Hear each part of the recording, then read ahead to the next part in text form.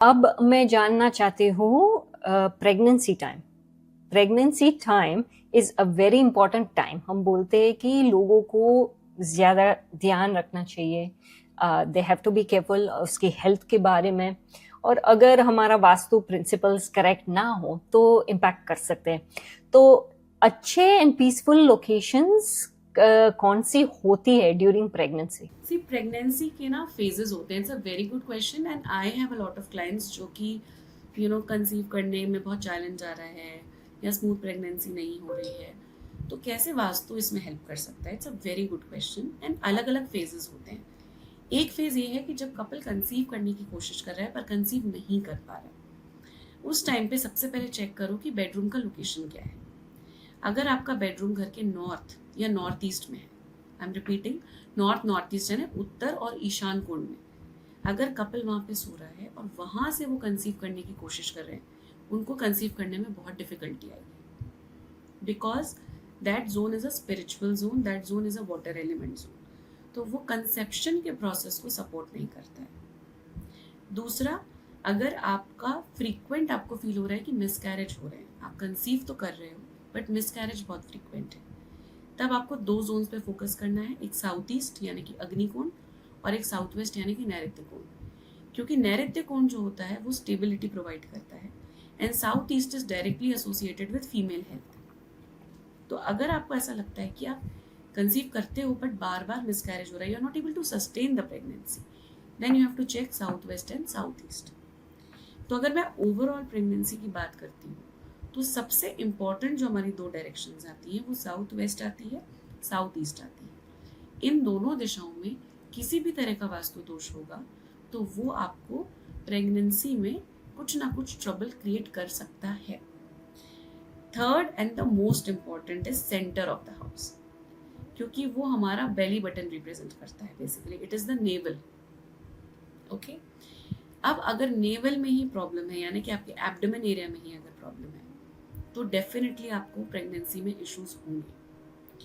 अब आपके घर के ब्रह्म स्थान में कोई भी गड्ढा नहीं होना चाहिए, टॉयलेट नहीं होनी चाहिए, ब्रह्म स्थान उठा हुआ नहीं होना चाहिए यानी कि फ्लोर लेवल ऊपर नहीं होना चाहिए, एंड आपकी जो गैस है जहाँ पे आप खाना बना रहे हो वो ब्रह्म स्थान में नहीं होनी चाहिए। ऐसे घरों में भी आप देखोगे प्रेगनेंसी में बहुत इश्यूज आएंगे। इन मोस्ट केसेस अब तो ये बहुत कॉमन होते जा रहा है, जहाँ पे अब्रॉड पर्टिकुलरली वेस्टर्न कल्चर्स में कि लोगों को न्यूरो डिवर्स चिल्ड्रन मिल रहे हैं, जैसे कि एडीएचडी हो या ऑटिस्टिक चाइल्ड हो। क्या यहाँ पे ये इम्पैक्ट कर सकता है? जो जो लोकेशंस सही ना हो तो वो इम्पैक्ट कर सकता है? यस, तो बेसिकली वास्तु में जो भी नर्वस सिस्टम रिलेटेड प्रॉब्लम्स हैं उसके जो दो इम्पॉर्टेंट जोन्स हैं वो नॉर्थ एंड नॉर्थ ईस्ट हैं, यानी कि उत्तर एंड ईशान कोण, जो हमारे नर्वस सिस्टम को रूल करते हैं। अगर किसी के घर में इन दो दिशाओं में कोई वास्तु दोष है, जैसे कि आपने इन दो दिशाओं में रेड कलर यूज कर रखा है, या आपकी इन दो डायरेक्शंस में किचन आ गई या वॉशरूम आ गया, ऐसे घरों में आप देखोगे कि neurological disorders, auto immune disorders बहुत ज़्यादा कॉमन होंगे। आजकल आप देख रहे हो कि बहुत सारे बच्चे व्हेन दे आर बॉर्न, बहुत ज़्यादा हम देख रहे हैं केसेस इंक्रीज होते जा रहे हैं बच्चों के अंदर of certain disorders since childhood. उसका एक बहुत बड़ा रीज़न ये भी है कि हमारे घर में जो एनर्जीज हैं, जिस एनर्जी में हम कंसीव कर रहे हैं, डिलीवर कर रहे हैं, वहाँ पे वो एनर्जीज बैलेंस नहीं है। अगेन, जब हम इन सब चीज़ों की बात करते हैं, हर case is not the same case. हम हर एक प्रॉब्लम को इससे एसोसिएट नहीं कर सकते, बट अगर आपको ऐसा दिख रहा है देन डेफिनेटली आप अपने घर का नॉर्थ नॉर्थ ईस्ट चेक करिए, वहाँ पर डेफिनेटली कोई ना कोई वास्तु इशू होगा, और अगर आप उसको रिजॉल्व करोगे आपको चीज़ों में इम्प्रूवमेंट ज़रूर नज़र आएगा। जैसे कि आई हैड अ क्लाइंट जिनका जो बेटा है वो ऑटिस्टिक है। अब ऑब्वियसली हम उसको हील नहीं कर सकते, पूरी तरह से ठीक नहीं कर सकते, बट उसकी हीलिंग जर्नी में हम थोड़ा हेल्प कर सकते हैं। We can create an atmosphere जहाँ पे वो बच्चा बेटर फील करे। तो हम उसको उस जोन में रखें जहाँ पर वो काम एनर्जीज में रह सके, एंड घर में इंश्योर करें कि नॉर्थ और नॉर्थ ईस्ट में किसी भी तरह का वास्तु दोष ना हो। आप देखोगे कि उसमें आप जो भी ट्रीटमेंट उस बच्चे के लिए ले रहे हो वो ज़्यादा, रिलेटिवली ज़्यादा असर करेगा। उसकी ग्रोथ और बिहेवियर, बच्चों की ग्रोथ और बिहेवियर को कैसे अफेक्ट करती है अगर हमारा vastu is not correct basically?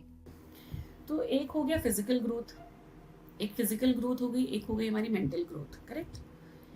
अगर हम फिजिकल ग्रोथ की बात करें तो हमें सबसे पहले अपने घर का साउथ यानी कि दक्षिण दिशा देखनी है, बिकॉज वो हमारी फिजिकल एनर्जी से रिलेटेड है, वो हम मोटे हैं या पतले हैं उससे भी रिलेटेड है।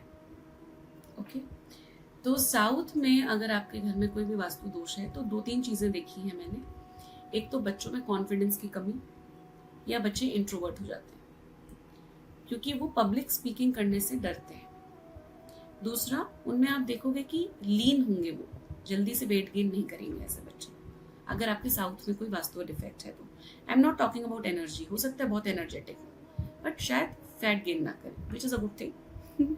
ओके, देन अगर साउथ में कोई वास्तु फॉल्ट है तो ब्लड रिलेटेड डिसऑर्डर्स डेवलप होते हैं, जिसकी वजह से बच्चों की फिजिकल एनर्जी हैम्पर होती है। जैसे मैंने अभी पहले बताया था, अगर साउथ वेस्ट में कोई वास्तु दोष है तो lethargy and obesity, these are 2 problems जो साउथ वेस्ट देता है, ठीक है।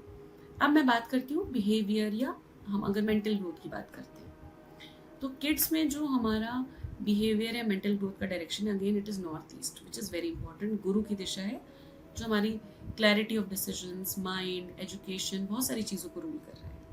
एंड वेस्ट, वेस्ट जो कि शनि की दिशा है, क्योंकि ये हमारे कॉन्सेंट्रेशन का डायरेक्शन है जो कि बच्चों के लिए बहुत इंपॉर्टेंट है वाइल दे आर स्टडिंग। तो वेस्ट में, नॉर्थ ईस्ट में और साउथ में, इन 3 डायरेक्शंस में अगर प्रॉब्लम है तो बच्चों में कहीं ना कहीं फिजिकल या मेंटल एबिलिटीज में आपको दिखेगा कुछ ना कुछ डिफरेंस आ रहा है। तो you see, everything is related in vastu. You talk, you name a thing, there is going to be a vastu direction. We are not claiming कि this is 100% absolute and it will happen to everybody.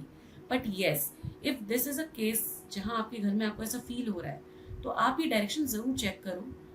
90% I am telling you कि आपको उस direction में कुछ ना कुछ vastu fault दिख जाएगा।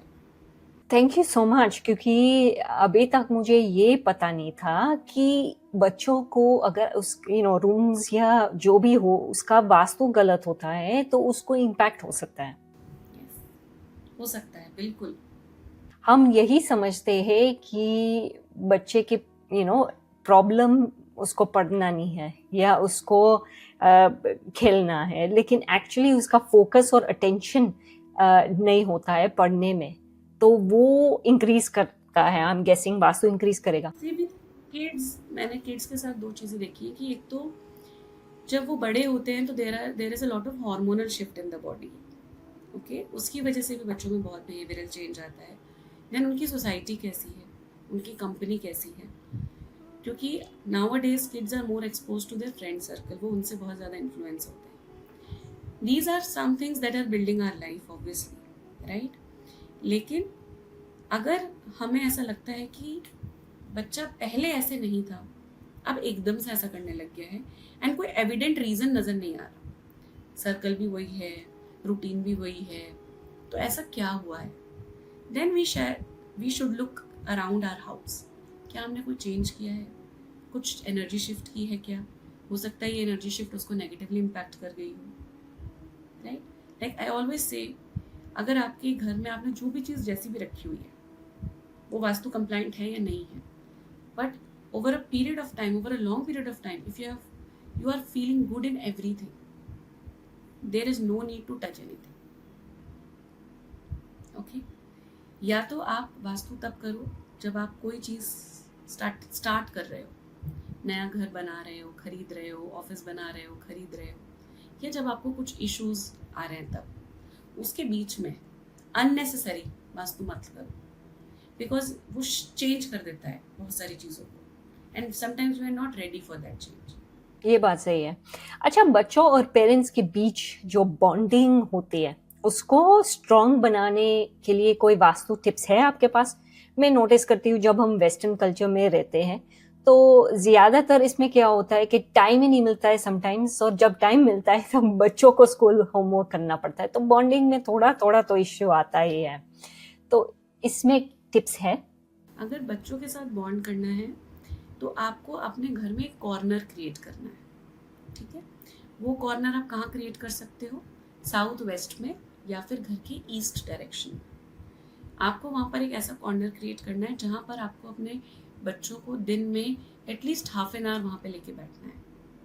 उनके साथ आप वहाँ पे एक स्टोरी रीड कर लीजिए, आप उनके साथ कुछ नहीं, एक normal day to day conversation कर लीजिए, एक बॉन्डिंग टाइम वहाँ पे आप उनके साथ में भी, आप वहाँ बैठ के उनके साथ एक लाइट स्नैक्स करते हुए कुछ आप कॉन्वर्सेशन करें। Every day just half an hour आप उसको साउथ वेस्ट या ईस्ट में लेके अपने बच्चों को do it religiously for 2 months।